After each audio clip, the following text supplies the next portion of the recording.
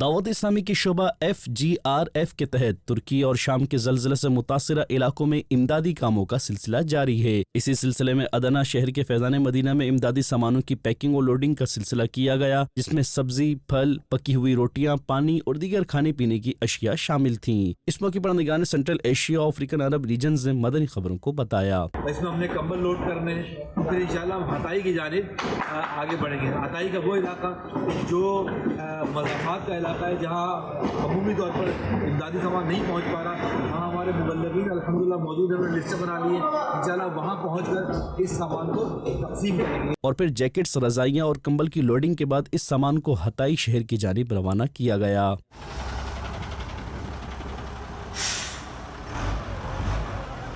رہے یہ ہمارا جذبہ سلامت، تو راضی ہو جس سے وہ کام مجھ سے لے لے، تو راضی ہو جس سے وہ کام مجھ سے لے لے، تجھے جو پسند ہو مدام مجھ سے لے لے، تجھے جو پسند ہو مدام مجھ سے لے لے، تو راضی ہو جس سے۔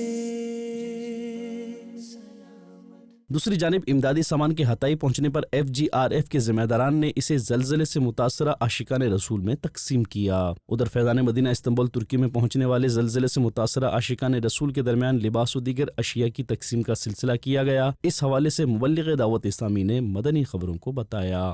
غازی انتب سے سفر کر کے یہاں پہ آئے ہیں اور جو لباس پہنا ہوا تھا ظاہر وہی لباس ہے، تو آج FGRF کے تحت ہم ان کو نیا لباس بھی دیں گے۔ آپ سب بھی دعا کریں کہ اللہ تبارک و تعالیٰ جن اسلامی بھائیوں نے ہمیں اس کام کے لیے ڈونیشنز دیے، جنہوں نے ہمیں صدقات دیے، اللہ ان کو برکت دے، اور آپ بھی بڑھ چڑھ کر اس کام میں حصہ لیں۔